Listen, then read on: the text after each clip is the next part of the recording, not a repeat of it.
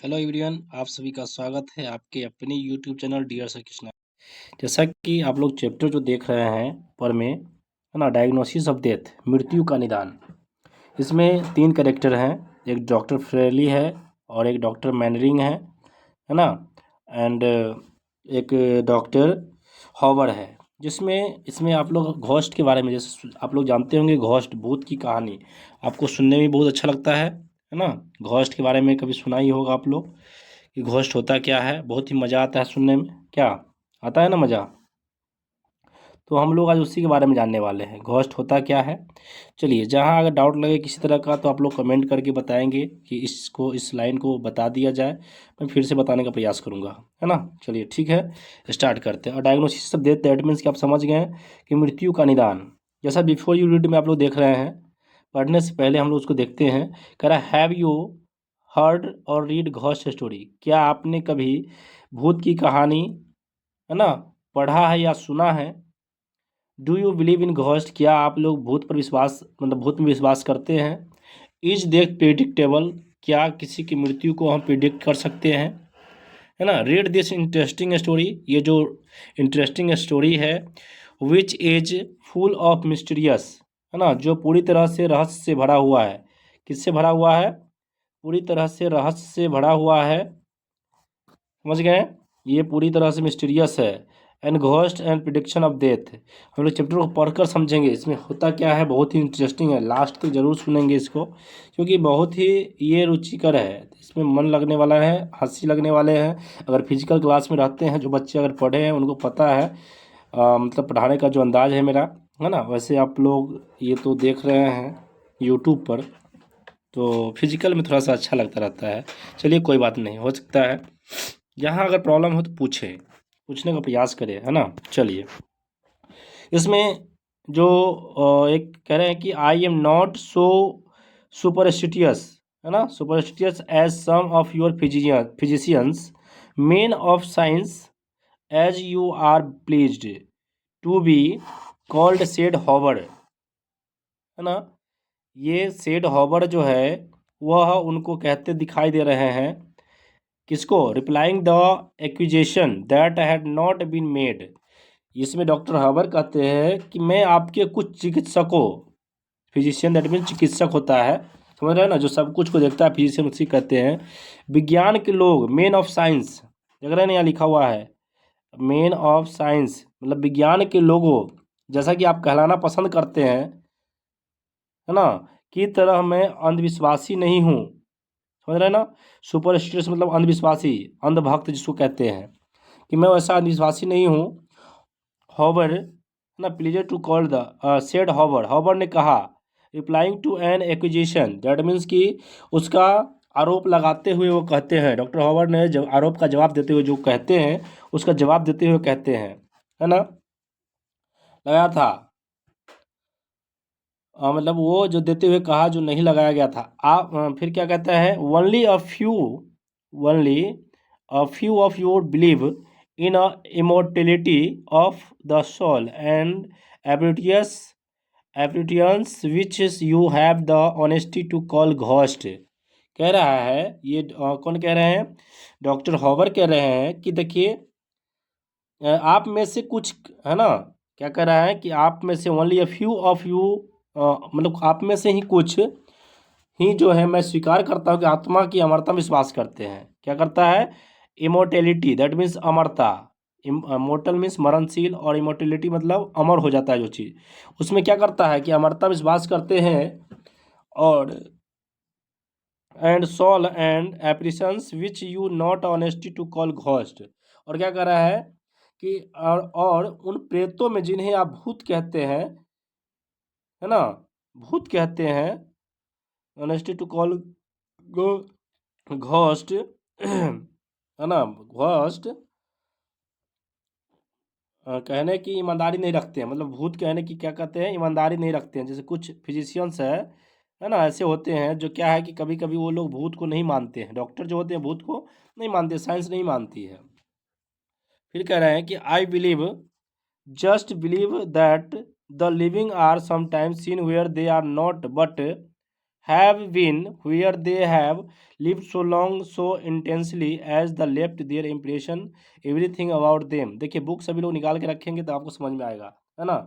About them क्या कह रहा है कि आई जस्ट बिलीव, तो ध्यान रखेंगे मैं इस आई जस्ट बिलीव कह रहा है कि मैं इस विश्वास से आगे नहीं जाता, है ना। मैं इस विश्वास से आगे नहीं जाता कि जीवित लोग कभी कभी वहाँ देखे जाते हैं जहाँ वे नहीं होते हैं, है ना। क्या कह रहे हैं कि जहाँ वह नहीं होते हैं, lived so long and so intensely, क्या है कि जो लोग जीवित कभी कभी वहाँ देखे जाते हैं जहाँ वे नहीं होते लेकिन वहाँ रहे हैं, है ना। एंड जहाँ वे नहीं होते लेकिन वहाँ रहे हैं, जहाँ इतने लंबे समय तक शायद इतनी तीव्रता से रहते हैं, है ना। और उनके आसपास की हर चीज़ उनकी छाप छोड़ी है ना। जहाँ देखिए impression on everything about them, मतलब वह अपने आप छाप छोड़ देना। जैसे आप कहीं कोई व्यक्ति मान लेते हैं हम कहीं टीचिंग किए, वहाँ पे हमारी कुछ छाप रह जाती है ना, याद रह जाती है। कोई अगर बात करता है तो कहता है हाँ देखो जी सर ये कृष्णा यादव सर की तरह बात कर रहा है, तो वह उनका क्या है इम्प्रेशन वहाँ जम जाता है। समझ गए ना। नेक्स्ट नंबर ध्यान देंगे, आगे लिखा हुआ है I know indeed that one's environment may be affected by one's personality as to yield long afterward an image oneself the eyes of another। क्या कह रहा है कि जहाँ वो लंबे समय तक रहते हैं वहाँ कुछ वह क्या कर जाते हैं इम्प्रेशन छोड़ जाते हैं। मैं वास्तव में जानता हूँ किसी का पर्यावरण मतलब जो इन्वायरमेंट होता है ना, उसके व्यक्तित्व से इतना प्रभावित हो सकता है कि लंबे समय बाद, है ना, कि क्या कह रहा है कि personality age to yield long afterward, मतलब बहुत दिनों के बाद भी an image oneself to eye of another, जो लंबे समय के बाद भी दूसरों की आंखों के सामने उसकी खुद की एक छवि बन जाती है। मान लीजिए कि आदमी नहीं होता है, देखिए ध्यान देंगे यहाँ पे लिखा हुआ है ना, कि आदमी नहीं भी होता है तो उसके सामने क्या हो जाता है मतलब image of one self eyes of another, मतलब दूसरे के आंखों के सामने उसका क्या रह जाता है छवि बन जाती है ना। डाउटलेस निसंदेह the impressing personality has to be the right kind of personality as the perceiving eyes have to a right kind of eyes mind for example, है ना। क्या कर रहा है निसंदेह प्रभावित करने वाला, देखिए क्या कर रहा है यहाँ पे कह रहा है इम्प्रेसिंग पर्सनैलिटी मतलब प्रभावित करने वाला व्यक्ति, है ना, सही तरह की क्या होना चाहिए, but he has to be the right मतलब सही तरह की व्यक्तित्व होना चाहिए। समझ रहे हैं ना, right kind of personality at the receiving, क्योंकि ग्रहण करने वाले आंखें right kind of I mind for example, कह रहा है कि आंखें सही तरह की आंखें होनी चाहिए। उदाहरण के लिए मेरी, है ना, ये कौन कह रहे हैं बताइए, डॉक्टर हॉवर कह रहे हैं, है ना। जो हॉवर है वो कह रहे हैं कि देखिए आदमी को जानने के लिए क्या होना चाहिए, राइट काइंड ऑफ आइज होना चाहिए माइंड फॉर एग्जाम्पल। जैसे उदाहरण में अपने आप को एग्जाम्पल में दे रहे हैं कि देखिए अगर आप मानते हैं तो एग्जाम्पल के तौर पे मेरी आंखें जैसे होना चाहिए, तब वो देख पाएगा जैसे घोस्ट को देखता है। आप लोग देखे हैं बताइए, अगर देखे हैं कभी या सुने हैं तो कमेंट करके बताएंगे कि सर हम देखे हुए हैं। समझ गए ना। अब भूत अचानक सबको कोई कह दे कि ना रात में खाली बिछौना छोड़ने से प्रभुष हो जाता है, तो क्या मज़ा आएगा आपको, है ना। बिछौना पर सोइएगा, नहीं सोइएगा। कभी कभी ऐसा होता है कि नहीं बताइए। जो लोग ऐसा अगर सुने हैं तो कमेंट करके बताएंगे कि जी सर हम सुने हैं कि खाली बिछौना छोड़ने से जो बिछा कर क्या हो जाता है भूत आ जाता है। ऐसा होता है क्या। चलिए ठीक है आगे हम बढ़ते हैं फिर, है ना। ये डॉक्टर हॉवर जो है हॉवर, ये कह रहे हैं अपना एग्जाम्पल में दे रहे हैं कि जैसा कि माइंड फॉर एग्जाम्पल, है ना। फिर आगे कह रहे हैं yes the right kind of eyes, है ना, हाँ सही प्रकार की आंखें, है ना। ये कौन कह रहे हैं yes the right kind of eyes, कहाँ पढ़ रहे थे, चलिए हो जाता है कभी। यस द राइट, यहाँ ध्यान देंगे, अगर बुक है तो अपने अपने बुक पर देखिए, इससे आपको क्लियर होता चला जाएगा, है ना। Yes the right kind of eyes conveying sensation to the wrong kind of brains से डॉक्टर फ्रेली स्माइलिंग, है ना। डॉक्टर जो फ्रेली है वो मुस्कुराते हुए कहा कि हाँ हाँ सही प्रकार की क्या होनी चाहिए आंखें होनी चाहिए। समझ गए ना। रॉन्ग काइंड ऑफ ब्रेन्स क्या है कि हाँ हाँ डॉक्टर फ्रेली मुस्कुराता है, मान लो हम किसी को कहेंगे शहर के लोगों को, बड़े बड़े महानगरों में जाके मुंबई में, कि भूत पकड़े हुआ है, तो मुस्कुराएगा ही ना, क्योंकि वो वैसे भी ड्रामा वाला शहर है। समझेगा ये फिल्म बना रहा है, शूट कर रहा है क्या। समझे। तो डॉक्टर फेली मुसद्दी कहता है, हाँ हाँ, सही प्रकार की आंखें जो गलत प्रकार के दिमाग तक संवेदनाएं क्या करती है, पहुंचाती है ना। Sensation to the wrong kind of brains, मतलब ये डॉक्टर फ्रेली कह रहे हैं। कौन कह रहे हैं? डॉक्टर फ्रेली। पहले जो बात हो रही थी वो हॉवर कह रहे थे, अभी डॉक्टर फ्रेली कह रहे हैं। देखिए फिर आगे कह रहा, देन ही आस्क्ड हॉवर, है ना। फिर वो पूछते हैं doctor Frayley Howard to tell him the view about ghost and the soul. ठीक है, ऐसा है तो मतलब आप ना थोड़ा सा हमको बताइए किसके बारे में, आत्मा के बारे में। हॉवर को कह रहा है, कौन कह रहा है बताइए? फ्रैली कह रहा है ना। देखिए ध्यान देंगे, ये कह रहे हैं कि you will call it a hallucination, है ना। And Howard said but that does not matter and he told the story. देखिए कह रहा है ऐसा कि मतलब ना हम स्टोरी आपको हम कहने का प्रयास करेंगे कि आपका ये मति भ्रम है। समझ गए ना। आगे फिर उसको मतलब दोनों में बातचीत चलता है कि देखिए ठीक है, अच्छा लगता है ना, तो आप उत्तर देने की चेष्टा करेंगे, मतलब हम जो पूछ रहे हैं आप क्या बताएंगे, है ना। मतलब वो फिर अपने दोनों में बहस होता है, और इसमें कुछ लाइंस जो है ना काट चुका है। इसमें जो पूरा स्टोरी पढ़ेंगे, इसमें कुछ लाइन जो है छोड़ दिया है। इसमें ध्यान देंगे, उस दोनों में बहस होता है, फिर कहता है कि देखो, उसको थैंक यू कहता है। कौन कहता है थैंक यू? और फ्रेली कहता है ठीक है, ऐसा बात है ना, तो तुम मुझे अगर माफ़ करना, लेकिन तुम कहते हो कि तुम्हें पता है, यह कहना अच्छी बात है तुम्हें। मतलब ये दोनों एक दूसरे में बहस करता है, बहुत देर बहस करता है। फिर उसके बाद कहता है कि ठीक है, you call it hallucination, however Howard said ने कहा, but the does not matter, ठीक है छोड़ो कोई बात नहीं। And he told the story, and he told the story. समझ गए। You will call it hallucination, मतलब ये तुम जो कहते हो ये मति भरम है, तुम्हारे मतलब ये मनगढ़ंत कहानी होता है, ऐसा वैसा दोनों बहस होने लगता है। But that does not matter, चलो छोड़ो इस बात को। And he told the story, और हॉवर जो है एक स्टोरी सुनाता है, ध्यान सुनेंगे कहानी क्या कहता है। चलिए हम लोग कहानी की ओर चलते हैं फिर, है ना।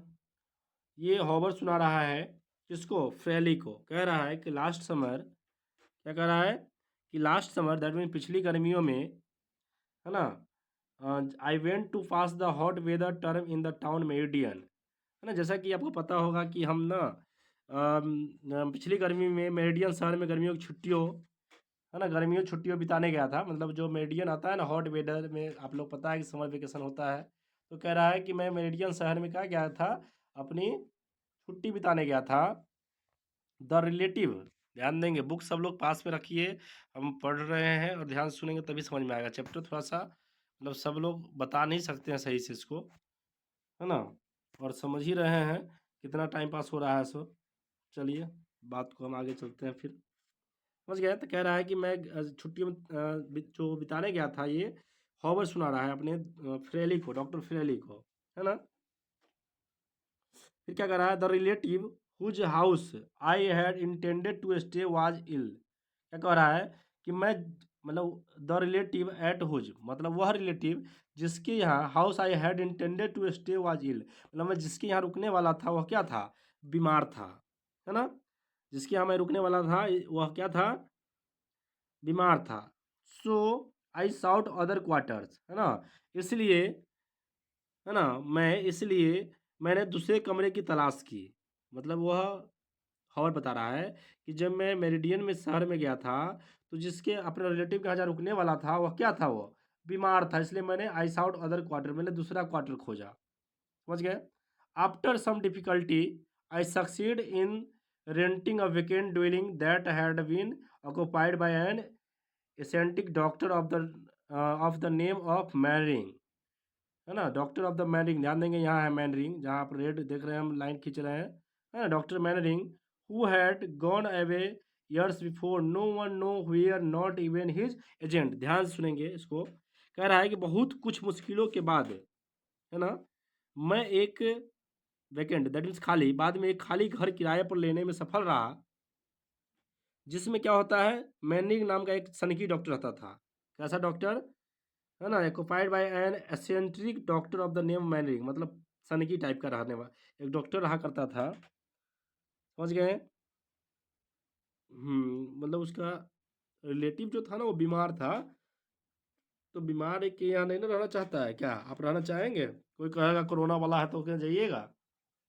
नहीं जाइएगा, सोचिएगा चलिए 50 रुपया एक्स्ट्रा लगेगा, दूसरे के यहाँ रहते हैं क्या? कोरोना काल में अगर आपको कोई फ्री में कहता रहिए हम खाना पीना सब खिलाएंगे तो रहते हैं? तो ना ना, घर से पहले फ़ोन आता, अरे फनावा यहाँ मत जाना तुम, उसको ना कोरोना भेल है ना? चलिए ठीक है। कहता कि अगर वो वेंटिलेटर पर चल रहा है तब समझिए मेरा घर से घूम के जाते, वो घरों के रास्ता होके नहीं जाते। चलिए आगे हम लोग चलते हैं। क्या पढ़ा रहे थे कि जो डॉक्टर मैनरी का रूम था, जिसको बहुत ही मुश्किल के बाद खाली घर मिला, जिसमें मैनरी नाम का एक सनकी डॉक्टर रहता था, है ना? कैसा डॉक्टर था? इसेंट्रिक डॉक्टर था, है ना? Eccentric doctor of the name of Mannering, who had gone years before, मतलब बहुत दिन पहले। No one knew where not he agent, मतलब कि वह बहुत दिन पहले क्या हो गया था, जो सालों पहले चला गया था, कोई नहीं जानता था कि वह कहाँ गया है ना? कोई नहीं जानता, यहाँ तक उसका एजेंट भी जो था वो भी नहीं जानता था। ध्यान देंगे, है ना? फिर क्या है? एजेंट, है ना? Agent, he had build the house himself, वह खुद अपना घर बनाया था। कौन बनाया था? अरे फिजिकल में रहते तब ना आप लोग का मतलब थोड़ा सा एंजॉय भी होता क्या? चलिए कोई बात नहीं, स्टोरी समझ जाएंगे तो आपको फिर दिक्कत नहीं होगा, है ना? ध्यान से सुनेंगे।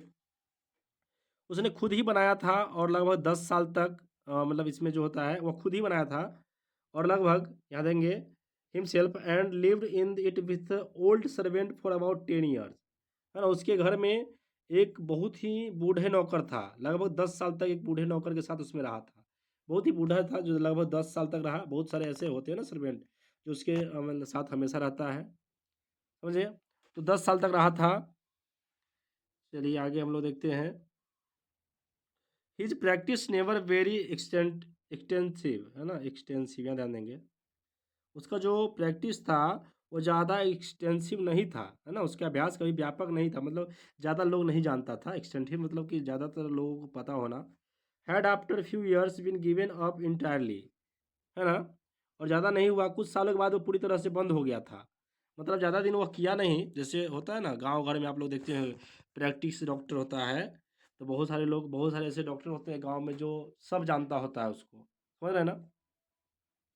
नॉट ओनली सो बट, है ना? ध्यान देंगे यहाँ, not only so but he had withdraw withdrawn himself almost altogether from a social life and become a recluse. देखिए रिक्लोज, ध्यान देंगे सभी लोग, बुक भी रखिए पास में, है ना? क्या हुआ था वो?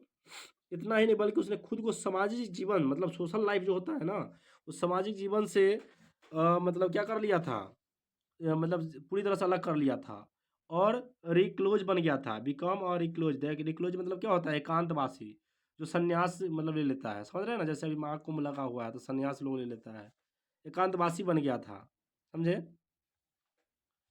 चलिए आगे हम लोग देखते हैं। I was told by the village doctor that during, ध्यान देंगे यहाँ, that during that during his retirement doctor Mannering has devoted himself to a single line of study. समझे?